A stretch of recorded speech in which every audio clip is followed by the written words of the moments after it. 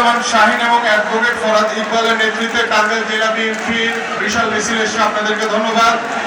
আফরোজা খানম রীতা এবং S A Jinnah কবিরের নেতৃত্বে মানিকগঞ্জ জেলা বিএনপির মিছিল এসে আপনাদেরকে ধন্যবাদ।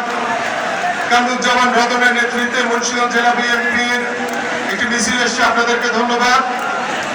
খন্দকার আবু আশফাক এবং অ্যাডভোকেট নিপন রায় চৌধুরীর নেতৃত্বে ঢাকা জেলা বিএনপির একটি মিছিল এসে আপনাদের সকলকে ধন্যবাদ। আমরা পর্যায়ক্রমে সকল নাম বলবো। এই পর্যায়ে বক্তব্য রাখবেন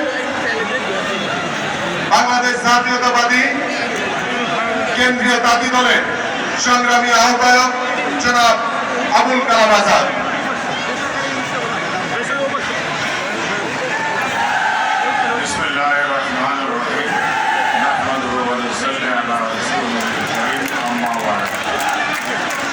জাতিসংঘ কর্তৃক স্বীকৃত